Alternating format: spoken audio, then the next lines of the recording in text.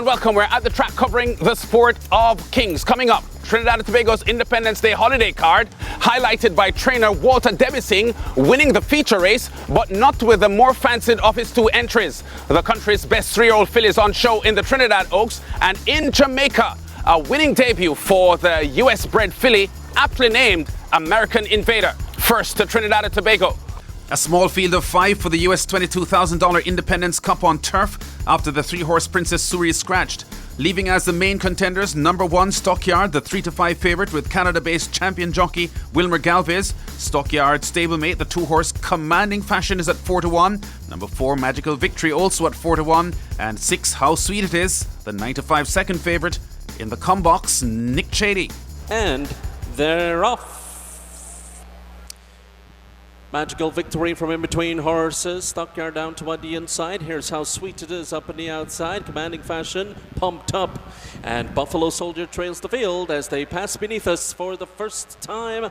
1 lap to go. How Sweet It Is leads the way by a length and a half here to Commanding Fashion, keen and running in second. Magical Victory, Brookwell now running third toward the outside. Stockyard has the rail, and Buffalo Soldier in between horses. 2.5 lengths front to back. Around the opening turn they go, heading toward the 1,200 meter mark with How Sweet It Is the leader.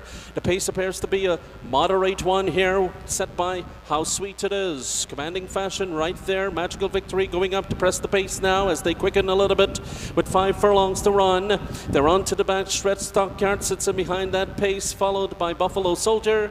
2.5 lengths still covers them. They head toward the half-mile pole. Up the backstretch they go of the Independence Cup, and it's How Sweet It Is showing the way here. Commanding Fashion pressing the pace in between horses. Magical Victory 3 wide. Stockyard still running in fourth. He's still 2.5 from the front, and a gap of 1.5 lengths to Buffalo Soldier. They sprint for home now. 3 furlongs left to go. How Sweet It Is the leader. How Sweet It Is trying to take them all the way virtually here. Magical Victory, Commanding Fashion in between horses, coming on and coming on well. Stockyard is in fourth and 5 lengths from the front, followed by Buffalo Soldier. Here they come, and it's Commanding Fashion with a head in front. Commanding Fashion narrowly, but How Sweet It Is fighting in all the way. Final furlong to run of the Independence Cup. Commanding Fashion, How Sweet It Is putting on show.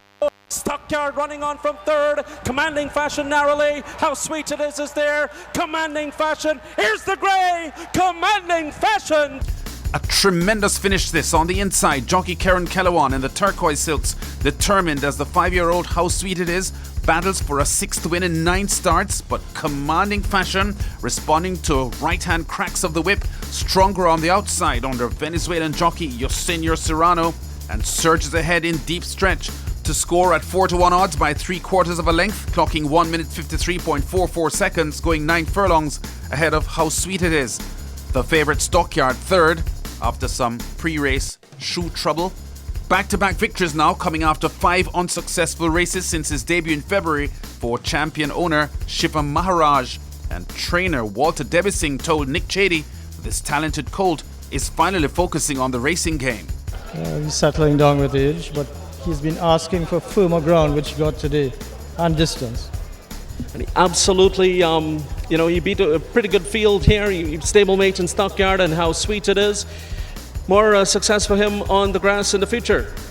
I'm sure he'll only go from strength to strength. Stockyard lost a front shoe, which he replaced in the race again, so I guess that could explain his dismal performance. Earlier on the holiday card, the Trinidad and Tobago Oaks, which had as the 1-2 favourite Streaking Far, who was second in the Guinness in April and 4th in the Midsummer Classic in June. And down the backstretch under ex-champion jockey Ricky Jadu in the red silks on the outside, she was making a steady move, going for the lead. Streaking Far making a move. She takes over second now. River Secret back running in fourth and down toward the inside. Gap of 5 lengths to Khaleesi. Gap of 2 to Blazing Gem, then followed in the next spot by Unsettled, and right there toward the outside is Strategic Patience, Off Wander, and Fake News. Myra Mary out of the contest. Around the turn they go. Streaking Far is the leader. Streaking Far puts a long neck in front now, half length now, 3/4 of a length now, 1 1 length in front is Shrieking Far. Princess Sophia left back in second. River Secret gathering momentum. She's coming on into third position, goes 3 wide as the field turns for home. Shrieking Far, the one to catch. She gets away by 4 lengths. River Secret, her danger. Needs to find 4.5 lengths as they approach the furlong pole. Princess Sophia back running in fourth. A long way back to Dancing Deputy. Shrieking Far and Ricardo Jadu there on their way to the winner's circle and will take the 2018 running of the Oaks. Shrieking Far gets her 3rd win in 7 starts this season for trainer Glenn Mendez. Ricky Jadu up for the 4-length victory in a time of 1 minute 56.22 over 9 furlongs, chased by the 5-2 bet River Secret. In Jamaica, Saturday's main event, a 2-year-old sprint run in honor of Barbadian Elias Halout's 1998 Jamaica Derby winner, Terremoto, who went on to win the Trinidad Derby later that year. 3 entries in this 6-horse field, attracting strong betting. Number 2, winner on debut, Baltusrol at 7-5 from the barn of Anthony Nunes, who trained Terremoto 20 years ago for Halout, who is also one of Baltusrol's owners. Number 4, American Invader, the 1-2 favourite with champion jockey Omar Walker aboard. And number 6, Mom's Treasure at 3-1. Brian Rickman has a race call with the favourite in front from early. The American Invader now slips to the front, opening a length over Baltusrol, joined by Mom's Treasure. Divine Lexi is racing some 8 or 10 lengths off that lead. Nuclear Proud a further length and a half back, and Don Euler, the rider, has no irons at the back of the field. 5/16 to run in the Terremoto, and American Invader under a relaxed hold continues to lead them into the lane now, almost scraping paint.